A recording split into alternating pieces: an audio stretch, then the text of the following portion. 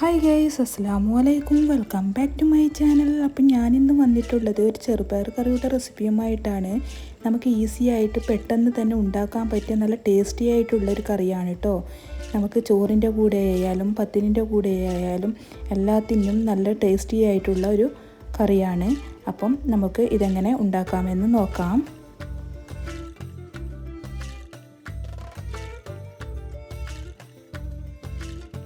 അതിന് വേണ്ടി ഞാനിവിടെ എടുത്തിരിക്കുന്നത് 1 കപ്പ് ചെറുപയറാണ് കേട്ടോ. ഇത് കഴുകി നല്ല ക്ലീൻ ചെയ്തെടുത്തതാണ്.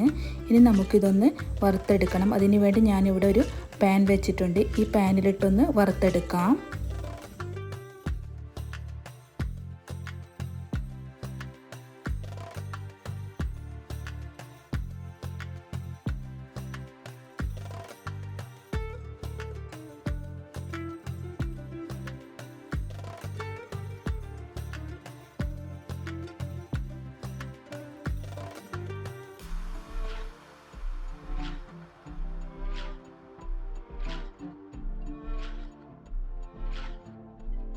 അപ്പോൾ ഇതാ ചെറുപയർ നന്നായി വറുത്തെടുത്തിട്ടുണ്ട്.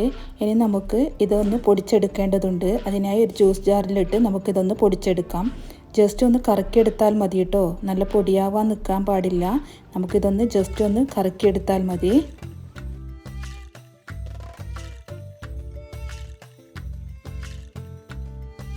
ഇതാ ഇതുപോലെയാണ് കേട്ടോ ആക്കിയെടുക്കേണ്ടത്. ജസ്റ്റ് ഒന്ന് കറക്കിയെടുത്താൽ മതി. നമ്മളധികം പൊടിയാവാൻ നിൽക്കാൻ പാടില്ല കേട്ടോ. ഈ ചെറുപയറിൻ്റെ തൊലിയും പരിപ്പും വേറെ വേറെ ആയി കിട്ടാൻ വേണ്ടിയിട്ടാണ് കേട്ടോ ഇങ്ങനെ ചെയ്യുന്നത്. ഇനി നമുക്ക് ഈ ചെറുപയറിലുള്ള തൊലികളെല്ലാം കളയേണ്ടതുണ്ട്. അതിന് വേണ്ടി ഞാൻ ഇതുപോലെയുള്ള ഒരു അരിപ്പ വെച്ചിട്ടാണ് ചെയ്യാറ്. നിങ്ങൾക്ക് ചേറിയെടുക്കാൻ പറ്റുന്നവരാണെങ്കിൽ അങ്ങനെ ചെയ്താൽ മതി. എനിക്കത് അറിയാത്തത് കൊണ്ടാണ് ഞാനിങ്ങനെ ചെയ്യുന്നത് കേട്ടോ. ഇതുപോലുള്ള വലിയ ഹോൾസുള്ള അരിപ്പ തന്നെ എടുക്കണം കേട്ടോ. എന്നാലേ നമുക്ക് തൊലികളെല്ലാം പോയി കിട്ടുകയുള്ളൂ.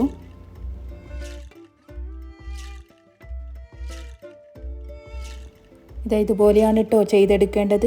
ഇതിൻ്റെ തൊലികളെല്ലാം കളഞ്ഞെടുത്ത് ഇതാ പരിപ്പ് മാത്രമായിട്ട് ഞാൻ എടുത്തിട്ടുണ്ട്.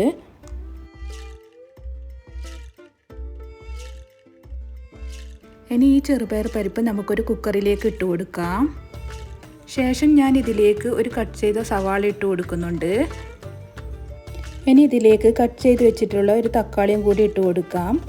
ശേഷം നമുക്ക് ഇതിലേക്ക് 3 പച്ചമുളകും കൂടി ഇട്ട് കൊടുക്കുന്നുണ്ട്. ഇനി നമുക്കിതിലേക്ക് ഇട്ട് കൊടുക്കേണ്ടത് 1/4 ടീസ്പൂൺ മഞ്ഞൾപ്പൊടിയും പിന്നെ ഒരു ചെറിയ സ്പൂൺ മുളക് പൊടിയുമാണ് ഇട്ട് കൊടുത്തിട്ടുള്ളത്. ഇനി ആവശ്യത്തിനുള്ള ഉപ്പും കൂടി ഇട്ട് കൊടുക്കുന്നുണ്ട്. ഇനിയിപ്പം ഞാനിതിലേക്ക് 2.5 കപ്പ് വെള്ളം കൂടി ഒഴിച്ചു കൊടുക്കുന്നുണ്ട്.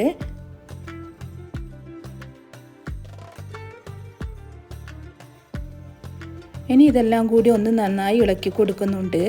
ശേഷം നമുക്ക് കുക്കറിൻ്റെ മൂടിയിട്ട് കൊടുക്കാം. ഞാനിവിടെ ഹൈ ഫ്ലെയിമിൽ വെച്ച് 3 വിസിലാണ് കേട്ടോ അടുപ്പിച്ചെടുത്തിട്ടുള്ളത്. അപ്പോൾ 3 വിസിലിന് ശേഷം ഞാൻ ഇതിൻ്റെ പ്രഷറൊക്കെ പോയതിന് ശേഷമാണ് തുറന്നിട്ടുള്ളത്. അപ്പോഴത്തെ നമ്മുടെ ചെറുപയറെല്ലാം നല്ല രീതിക്ക് തന്നെ വെന്ത് കിട്ടിയിട്ടുണ്ട്. ഞാനിവിടെ വേവിക്കാൻ എടുത്തിട്ടുള്ള വെള്ളത്തിൻ്റെ കണക്ക് കറക്റ്റ് തന്നെയാണ് കേട്ടോ. കറക്റ്റ് പാകത്തിന് തന്നെ വെന്ത് കിട്ടിയിട്ടുണ്ട്. 2.5 ഗ്ലാസ് വെള്ളമാണ് കേട്ടോ ഞാനിവിടെ എടുത്തിട്ടുള്ളത്. ശേഷം നമുക്ക് ഇതിലേക്കായി 1 കപ്പ് തേങ്ങാപ്പാലാണ് ഞാൻ ഒഴിച്ചു കൊടുക്കുന്നത് കേട്ടോ. നല്ല കട്ടിയിൽ തന്നെ എടുത്തിട്ടുള്ള 1 കപ്പ് തേങ്ങാപ്പാലാണ്. ഞാനിവിടെ കുറച്ചൊന്ന് കട്ടിക്ക് തന്നെയാണ് കേട്ടോ ഈ കറി ഉണ്ടാക്കുന്നത്. നിങ്ങൾക്ക് വേണമെങ്കിൽ ഇതൊന്ന് വെള്ളമൊഴിച്ച് ലൂസാക്കി കൊടുക്കാവുന്നതാണ് കേട്ടോ. ഇനി ഇതിലേക്ക് പാൽ ചേർക്കണമെന്നില്ല. വെള്ളമൊഴിച്ച് ലൂസാക്കി എടുത്താൽ മതി. ഇനി നമുക്ക് ഈ കറി ഒന്ന് തിളപ്പിച്ചെടുക്കാം. ഞാനിതിലേക്ക് ഒരു 1/4 ഗ്ലാസ് വെള്ളം കൂടി ഒഴിച്ചു കൊടുക്കുന്നുണ്ട് കേട്ടോ. കാരണം ഇത് തിളച്ച് വരുമ്പോൾ വീണ്ടും നമുക്കിത് കുറുകി വരും. അതുകൊണ്ടാണ് കേട്ടോ ഞാൻ 1/4 ഗ്ലാസ് വെള്ളം കൂടി ഒഴിച്ചു കൊടുത്തത്. നമ്മൾ തേങ്ങാപ്പാൽ ഒഴിച്ചതിന് ശേഷം ഇതിങ്ങനെ ഇളക്കിക്കൊണ്ടേ ഇരിക്കണം കേട്ടോ. ഇല്ലെങ്കിൽ നമുക്ക് ഇത് പിരിയാൻ ചാൻസ് ഉണ്ട്. തേങ്ങാപ്പാലായതുകൊണ്ട് പെട്ടെന്ന് തന്നെ പിരിഞ്ഞു വരും. അതുകൊണ്ട് തന്നെ പിരിയാൻ ചാൻസ് ഉള്ളത് കൊണ്ട് തന്നെ ഇത് നമ്മളിങ്ങനെ ഇളക്കിക്കൊണ്ടേ ഇരിക്കണം. ഈ ടൈം നമുക്ക് ഉപ്പ് നോക്കി ഉപ്പ് വേണമെങ്കിൽ ഇട്ട് കൊടുക്കാവുന്നതാണ് കേട്ടോ.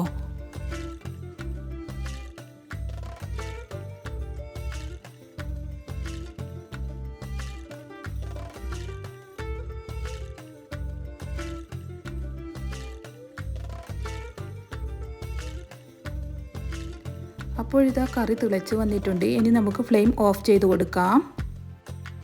ഇനി നമുക്ക് ഈ കറി ഒന്ന് കാച്ചിയെടുക്കാം.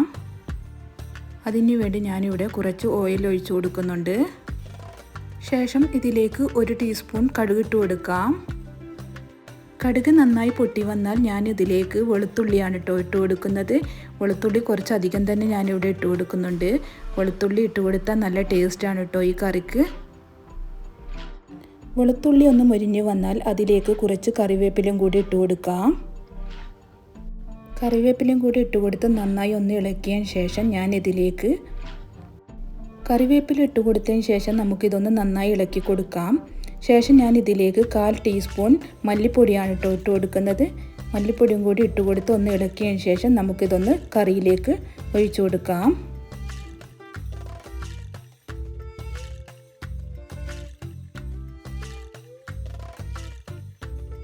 തീർച്ചയായും നിങ്ങളെല്ലാവരും ഒന്ന് ഇങ്ങനെ ഉണ്ടാക്കി നോക്കൂ കേട്ടോ. എന്തായാലും നിങ്ങൾക്ക് ഇഷ്ടപ്പെടാതിരിക്കില്ല. പ്രത്യേകിച്ച് കറിയൊന്നും കൂട്ടാതെ കഴിക്കുന്ന കുട്ടികൾക്ക് ഇങ്ങനെ ഒന്ന് ഉണ്ടാക്കി കൊടുത്ത് നോക്കൂ. അവർ നല്ല ഇഷ്ടത്തോടു കൂടി തന്നെ കഴിക്കും.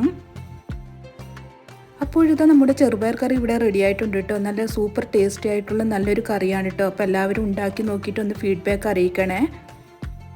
അപ്പോൾ നിങ്ങൾക്ക് എൻ്റെ വീഡിയോ ഇഷ്ടപ്പെട്ടാൽ like, share and comment. Video ഇതുവരെ സബ്സ്ക്രൈബ് ചെയ്യാതെയാണ് കാണുന്നതെങ്കിൽ പ്ലീസ് ഒന്ന് സബ്സ്ക്രൈബ് ചെയ്യണേ. നെക്സ്റ്റ് പുതിയൊരു വീഡിയോയുമായി വരുന്നവരേക്കും ബൈ. Thank you.